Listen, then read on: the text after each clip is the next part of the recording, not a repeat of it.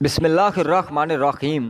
حضرت آدم علیہ السلام کی پیدائش ہزاروں سال پہلے کی بات ہے۔ دنیا میں جنات کی حکومت تھی، یہاں خون ریزی تھی، دنگا فساد تھا، نافرمانی اور کفر و شرک کا غلغلہ تھا، نیکی بہت کم تھی، بدی بہت زیادہ تھی۔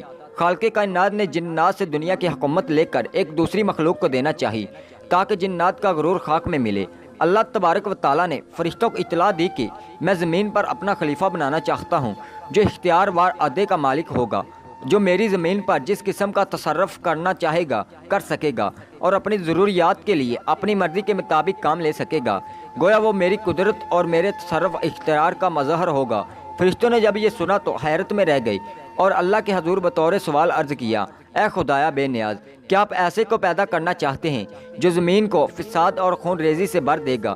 یعنی فرشتوں نے اس نئی مخلوق کو جنات پر قیاس کیا اور وہ سمجھے کہ نئی مخلوق بھی جنات کی طرح ہے، حد سرکش اور نافرمان ہوگی۔ وہ بولے کہ ہم جماعت ملائکہ آپ کی تسبیح و تخلیل کے لیے کافی ہیں۔ اللہ تبارک و تعالیٰ نے جواب دیا، آدم کے پیدا کرنے میں جو حکمتیں ہیں تم اس سے واقف نہیں بلکہ ہم خوب جانتے ہیں۔ سورہ بقرہ میں اللہ تبارک و تعالیٰ نے اس بارے میں آیت نازل کی ہے۔ اللہ تعالیٰ نے آدم علیہ السلام کو مٹی سے پیدا کیا اور ان کا خمیر تیار ہونے سے قبل فرشتوں کو اطلاع دی، اے ملائکہ، میں زمین میں اپنا ایک خلیفہ بنانا چاہتا ہوں۔ آدم علیہ السلام کا خمیر مٹی سے گوندا گیا اور ایسی مٹی سے گوندا گیا جو نئی تبدیل قبول کرنے والی تھی۔ جب یہ مٹی پختہ ٹھکری کی طرح آواز دینے لگی، کھنکھنانے لگی، تو اللہ تبارک و تعالیٰ نے اس جسد خاکی میں روح پھونکی۔ ابھی روح ناک کے نتنوں سے داخل ہو کر دماغ تک ہی پہنچی تھی کہ آدم علیہ السلام کو چھینک آئی۔ اس وقت آدم علیہ السلام کو اللہ تبارک و تعالیٰ کے طرف سے الہام ہوا کہ اس چھینک کے جواب میں الحمدللہ کہو۔ آدم علیہ السلام نے چھینک لیتے ہی الحمدللہ کہا، اللہ تجھ پر رحم کرے، جواب آیا۔ پھر رفتہ رفتہ روح آدم علیہ السلام حضرت آدم علیہ السلام کے تمام جسد خاکی میں سرایت کر گئی۔ وہ مٹی کا پتلا یک پاک گوشت پوشت ہڈی پٹھے کا زندہ انسان بن گیا اور ارادے شعور حس عقل اور جدانی جذبات و کفیات کا حامل نظر آنے لگا۔ تعلیم آدم علیہ السلام۔ اور اللہ تعالیٰ فرماتے ہیں، آدم کو اللہ نے سارے نام سکھا دیے۔ پھر اللہ پاک نے فرمایا، یعنی اے ملائکہ، ان چیزوں کے نام بتاؤ۔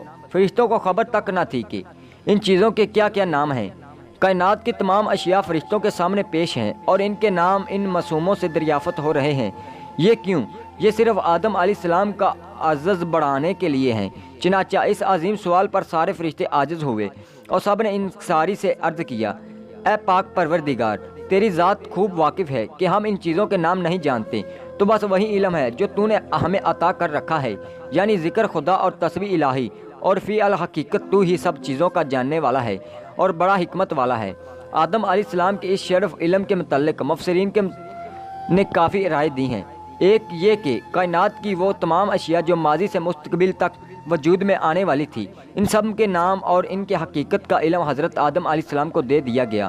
دوسری رائے یہ ہے کہ اس وقت جس قدر اشیاء و علم کائنات میں موجود تھی، ان سب کا علم عطا کیا گیا۔ تیسرا یہ کہ زمین میں رہائش اور یہاں حکومت کرنے کے لیے جس قدر علوم کی ضرورت تھی، وہ سب علوم عطا کیے گئے۔ انجینئرنگ، ہندس، سب علوم دیے گئے۔ چوتھا، انسانوں کے اندر غصہ، شہوت، بھوک، حسد، تکبر، الغرض بہت سی باطنی کفیات و حساسات ہیں جنہیں انسان ہی سمجھ سکتے ہیں۔ فرشتوں کے اندر فیلنگز، جذبات نہیں ہیں، اس لیے وہ اس کے نام و کیفیت بتا بھی نہیں سکتے۔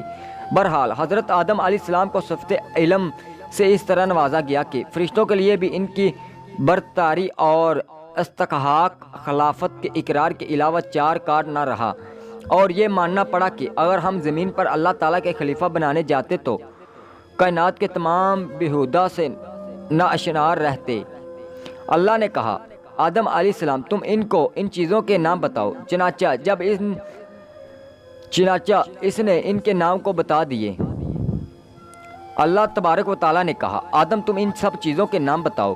چنانچہ جب اس نے ان کے نام بتا دیے تو اللہ نے فرشتوں سے کہا کہ میں نے تم سے نہیں کہا تھا کہ میں اسمانوں اور زمین کے بید جانتا ہوں، اور جو کچھ تم ظاہر کرتے ہو اور جو کچھ چھپاتے ہو، ہر مجھے اس سب کا علم ہے۔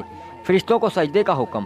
جب حضرت آدم علیہ السلام کی علمی برتری تمام جنات ملائکہ پر اشکار اور ظاہر ہو گئی تو آپ آدم علیہ السلام کا عزت اور بڑھا۔ پھر اللہ تبارک و تعالیٰ نے فرشتوں کو حکم دیا، آدم علیہ السلام کو سجدہ کرو، تو فوراً تمام فرشتوں نے تعمیل ارشاد کی اور سجدے میں گر پڑے سوائے شیطان کے، وہ سجدے میں نہ جھکا۔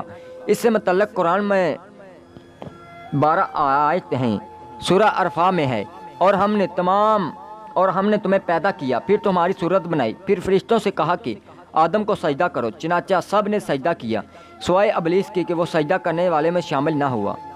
ہم نے انسانوں کو سڑے ہوئے گارے کی کھنکھناتی ہوئی مٹی سے پیدا کیا، اور جنات کو اس سے پہلے ہم نے لوہ کی آگ سے پیدا کیا تھا۔ اور وہ وقت یاد کرو جب تو ہمارے پروردگار نے فرشتوں سے کہا تھا کہ میں گارے کی کھنکھناتی ہوئی مٹی سے ایک بشر کو پیدا کرنے والا ہوں، لہٰذا جب میں اس کو پوری طرح بنا لوں اور اس میں اپنی روح پھونک دوں تو تم سب اس کے آگے سجدے میں گر جانا۔ چنانچہ سارے کے سارے فرشتوں نے سجدہ کیا سوائے ابلیس کے، اس نے سجدہ کرنے والوں میں شامل نہ ہوا اور انکار کر دیا۔ اور وہ وقت یاد کرو جب ہم نے فرشتوں سے کہا کہ آدم کے آگے سجدہ کرو، چنانچہ سب نے سجدہ کیا سوائے ابلیس کے کہ وہ جنات میں سے تھا، چنانچہ اس نے اپنے رب کے حکم کی نافرمانی کی اور پھر شعور اور اشعور میں ہوا ہے، انسان کے ساخت قلب میں ہے۔ ابلیس کا تعارف۔ اللہ تعالیٰ نے انسانوں کے ہزاروں سال پہلے ایک مخلوق آگ سے پیدا کی تھی جس جنات کہتے ہیں۔ جنات کی قوم میں ایک بزرگ تھا جس کا نام عزرائیل تھا۔ کہا جاتا ہے کہ عزرائیل ہی جنات کا جدہ مجد ہے۔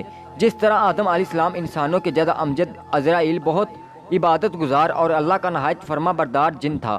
وہ جنات میں نور کے ممبر پر بیٹھ کر فرشتوں کو درس دیا کرتا تھا اور بڑے بڑے فرشتوں اس کے شاگرد ہوا کرتے تھے۔ جب اسرائیل کی نادانائی اور عبادت زمین و آسمان میں اچھی طرح اشکار ہو گئی تو اسرائیل کو یقین ہو گیا کہ میں حقیقت میں کوئی اعلیٰ عزت کے قابل ہوں، اور اللہ تعالیٰ کے فرشتوں میں نہ کوئی مجھ سے زیادہ علم ہے نہ کوئی مجھ سے زیادہ زاہد، اور اگر ہے بھی تو میں ان کا سردار ہوں۔ نیز اسرائیل اور بیل آئیکن کو پریس کر دیں تاکہ ہماری آنے والی ویڈیو آپ تک پہنچتی رہے۔ ویڈیو میں کوئی مسٹیک ہو جاتی ہے تو کمنٹ سیکشن میں ضرور بتائیے گا۔ جزاک اللہ۔ باقی ویڈیو کا پارٹ نیکسٹ ویڈیو میں بتایا جائے گا۔ جزاک اللہ۔